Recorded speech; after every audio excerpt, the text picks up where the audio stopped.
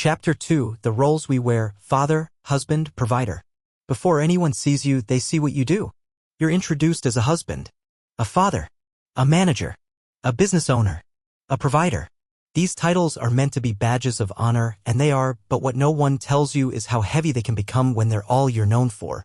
Somewhere between soccer practices, business meetings, late-night emails, and paying the bills, a question starts to whisper louder and louder. What happened to me? The expectations that shape us. From a young age, many of us are taught the same unwritten script.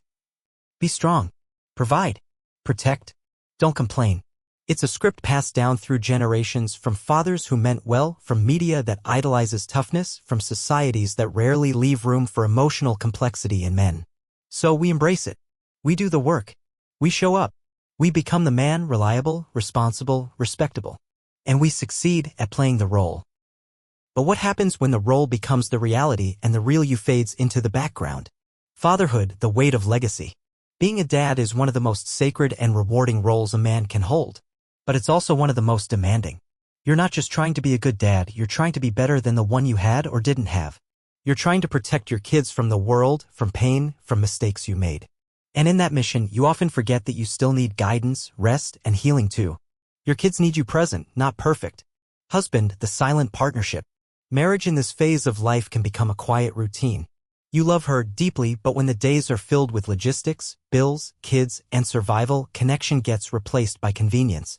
You go from lovers to teammates, from passion to partnership, and slowly from seen to invisible.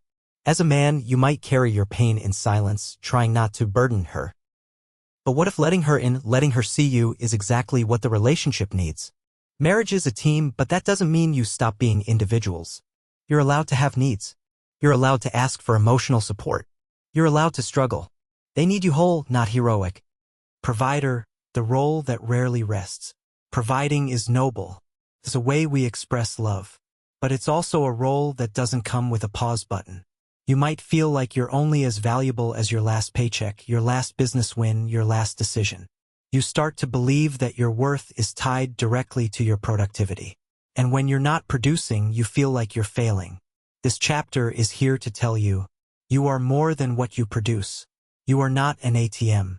You are not a machine. You are a man, with thoughts, dreams, struggles, and depth. Breaking the pattern.